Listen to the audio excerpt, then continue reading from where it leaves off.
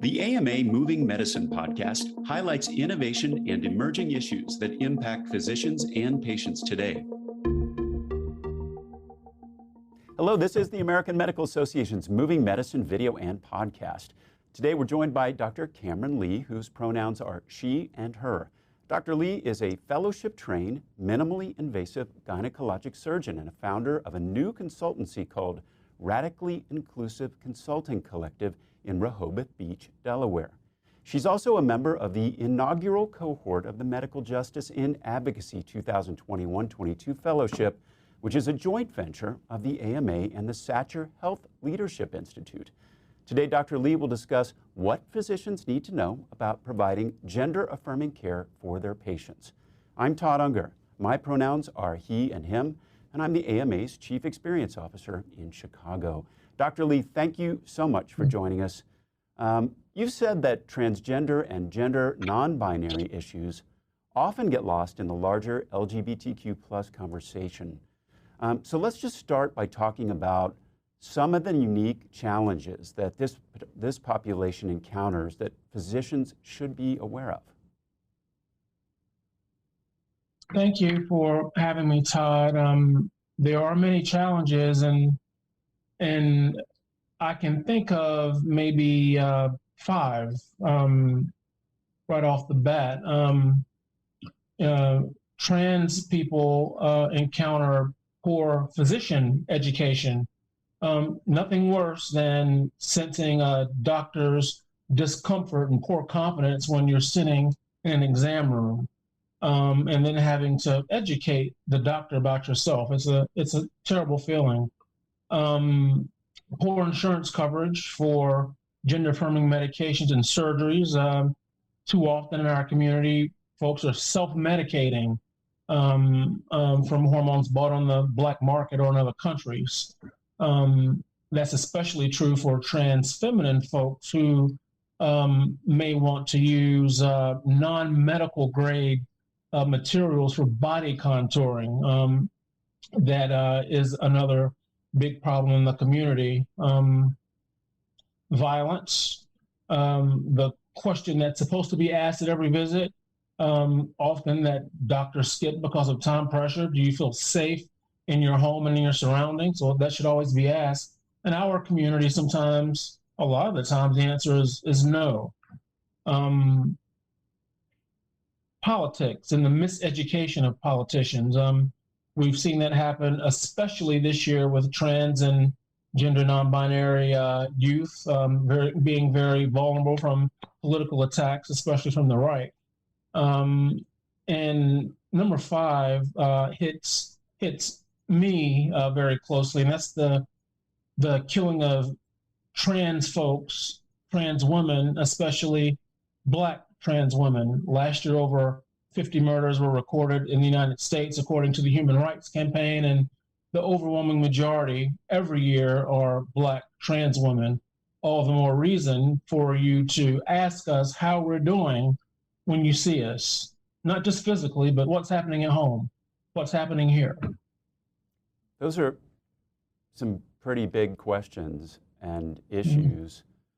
You know, what would you like your physician colleagues to know about the experience of transgender patients who receive care from physicians who, don't have the training or education to treat them and deal with what you just brought up? Yeah. First of all, I would encourage everybody to try to learn more. I mean, we learn about everything else in continuing medical education, and although there may not be as much info out there about LGBTQ communities and especially trans folks, it is there. But I would say to my colleagues, remember that a significant number of us suffer from gender dysphoria, from depression and anxiety. Studies suggest that 40% of us have attempted suicide, and over 80% of us have thought about doing so. And the youth are especially vulnerable. So in your oath, you promise to do your best to do no harm. So in doing so, educate yourself. And if you don't know, ask. The AMA has done some trans and gender non-conforming 101 CME courses and programs. And so educate yourself. Kind of to that end, I think what you're implying a little bit is that for someone that really wants to deepen their understanding, they're kind of on their own to seek out those learning experiences and those resources. How do we change that?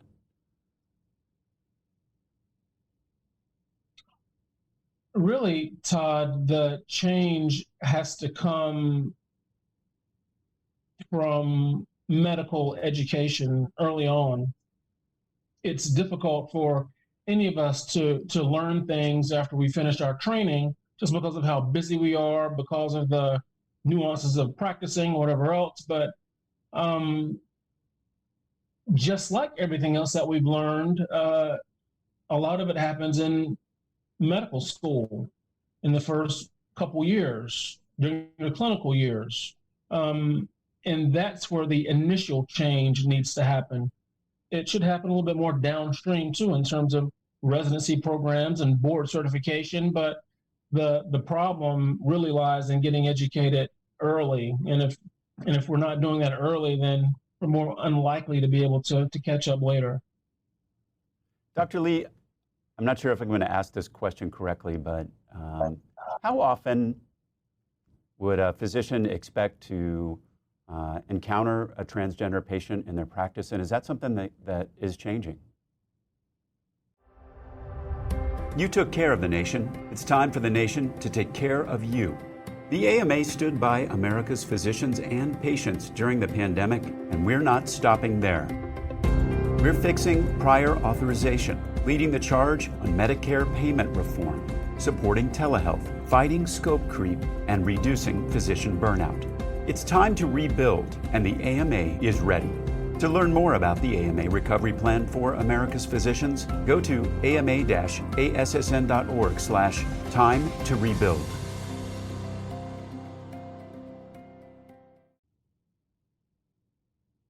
Studies and data from the U.S. Census Bureau and some of their household pulse surveys, excuse me, over the last year suggest that 1% of the population is transgender or gender diverse. That is about 2 million people.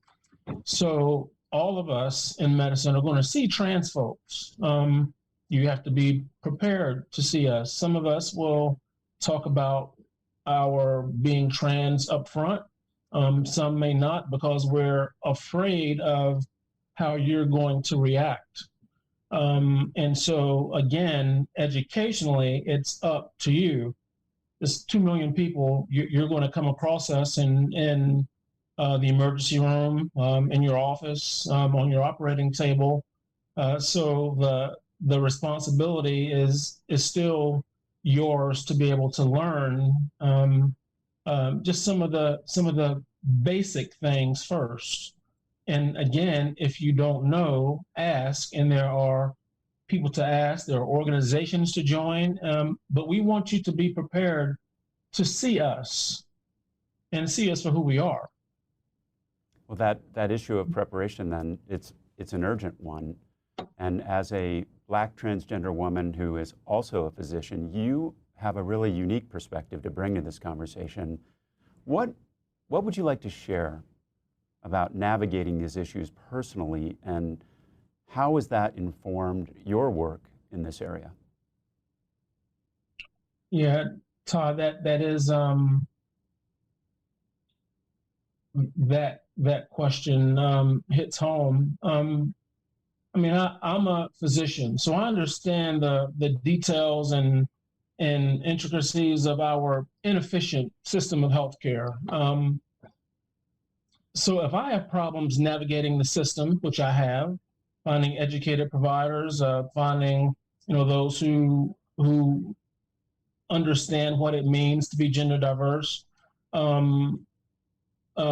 problems with the miseducation of insurance conglomerates, then my trans and non-binary siblings definitely do. In terms of my being Black every week when I'm informed of the death of a Black trans woman, a couple in Chicago recently, maybe Atlanta, rural North Carolina, Texas, I remind people that for me, my degrees in education don't matter. I'm not wearing those on my back when I'm going to Walmart. So that credibility isn't bulletproof. And if it's not for me, it's not for any of my sisters either. All the more reason for you to make sure you ask, how are you really doing? When you find one of us sitting on an exam table in your office. But for now, I've been given have earned an education and therefore been given a platform. And so one way or the other, I'll figure out how to use it to be able to get the message out on behalf of those who don't have the ability to get the message out. Dr. Lee, you have been a kind of sometimes a singular voice in this particular discussion. How do we bring more voices, particularly those who have traditionally been pushed to the margins in this conversation? I don't think of myself as a singular voice at all. There are voices. I may be in a strange place in terms of my education and intersections, but voices are all around, and many already have the platform. There are others like me who are looking to find the platform. People who are pushed to the margins of society, we always have something to say. It's about people opening their hearts and their minds to listen to what we have to say. This isn't the tree that's falling in the forest that may not make a noise if no one is around to hear it. The trees are falling, and millions of people are around to see and hear them fall. Open your eyes and take out your earplugs. We're here. The voices are here. Do you want to hear us? Do you believe us? Or are you going to hang on to what you thought that you knew about us, which is probably not right? Dr. Lee, what role would you like to see the AMA or other organizations in medicine play in bringing about change?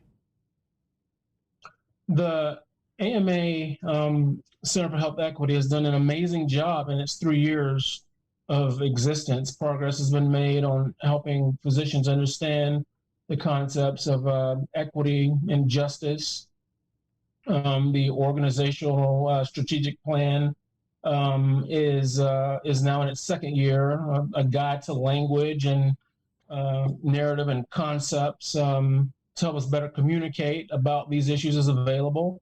I'm one of 12 fellows in the Medical Justice and Advocacy Fellowship established this year. So all of these things are significant and can help make the AMA be the authoritative voice on health equity, as it should be.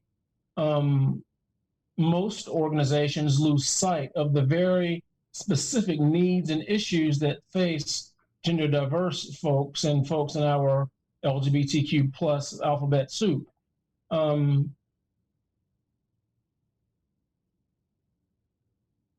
Some people in the community live different lives and are on different ends of the spectrum, and that in itself can sometimes make organizations focus on the entire acronym and forget the T. So organizations in medicine not only need to consider the entire community as a whole, LGBTQ plus, but remember that the experiences of the T folks is markedly different than the LGB folks. And so I'd like to see other organizations, including the AMA, recognize that and make sure that the greater community in medicine is aware of the inequities that we face as a very specific community. Well, Dr. Lee, thank you so much for being here today and sharing your Absolutely. expertise and your experience on this important topic. That's it for today's Moving Medicine episode. We'll be back soon with another video and podcast. Don't miss any more episodes. Make sure you click subscribe on AMA's YouTube channel, Apple, Spotify, or wherever you listen to your podcasts. And you can find all of them at ama-assn.org/podcasts. Thanks for joining us, everybody. Please take care. This has been Moving Medicine, a podcast by the American Medical Association. Subscribe to other great AMA podcasts available wherever you listen to yours, or visit ama-assn.org/podcasts. I'm Todd Unger, and this is Moving Medicine.